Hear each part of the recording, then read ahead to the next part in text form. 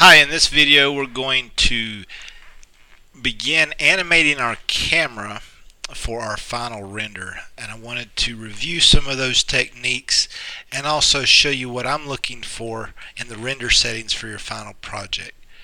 So first you'll have your scene. It's going to be different from this. This is a scene I've been working on. So I'm looking at about 750 frames I need to animate. So thinking of this one is to kind of show the product off. So I might start, what do I kind of want to zoom in maybe. In the view, select camera S, and then go to 250, zoom in,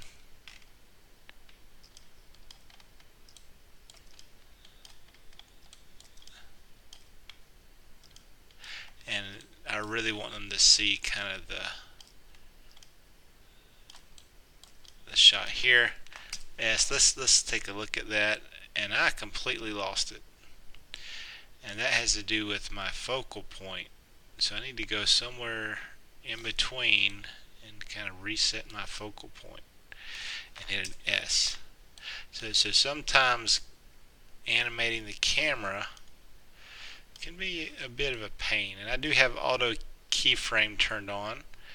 So just setting a first and last one wasn't sufficient here because I had some rotation of the camera, so I had to set some in between, and that seemed to fix it.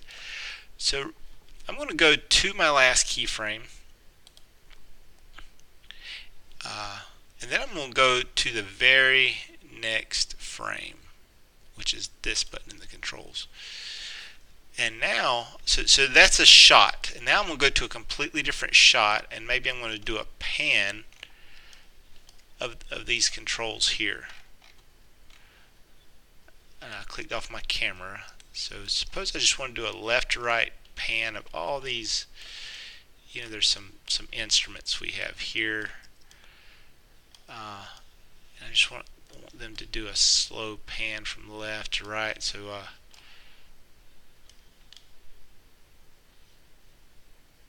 going to start there, select my camera, hit S. Now that's the very next frame after the last one, so you're not going to see the movement between that. So it's just like it ended one shot and now it's with the next one. And I hit S, and then I'm just going to go.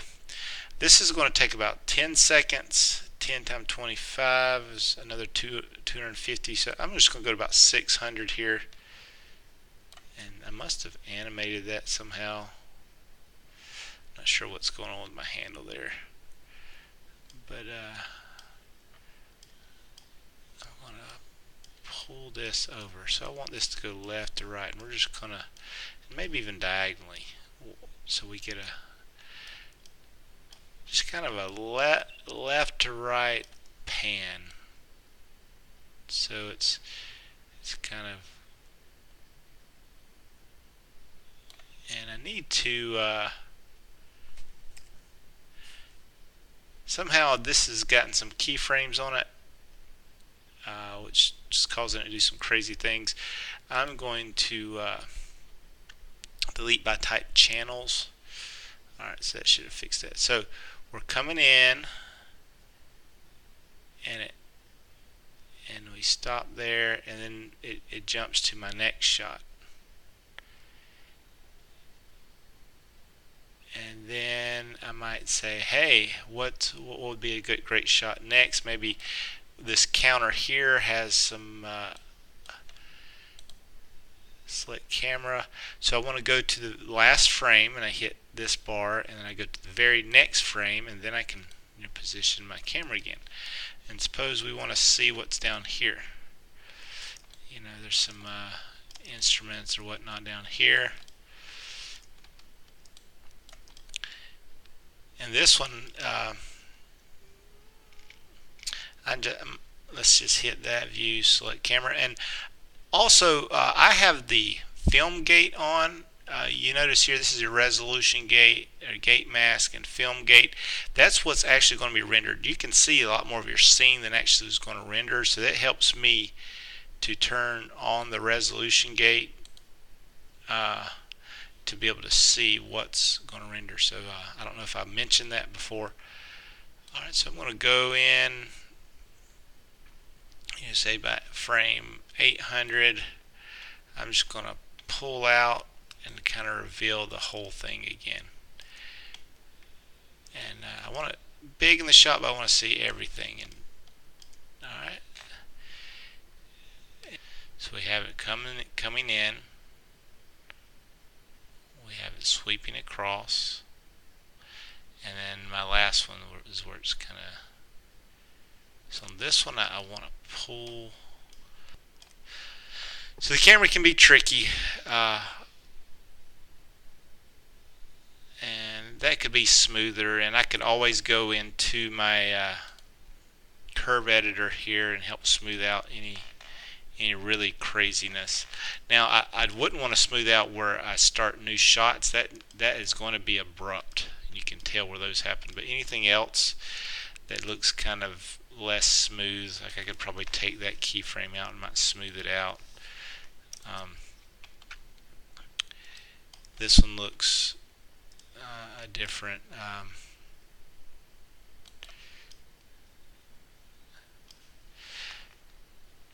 And just scrub through until it's something you're happy with. So that's how I would set up my final animation. Your render settings for this project, I may have mentioned this. I will go to your common tab. Make sure you know where it's saving. That's very important. If you, like mine's in a projects folder, you may want to go ahead and set your project, and you probably have a default or something. You could choose default. If you hit that and then go back here, it's going to save in your default images folder. Whatever project you set it as, its images folder. So let's say final animation. Set this as a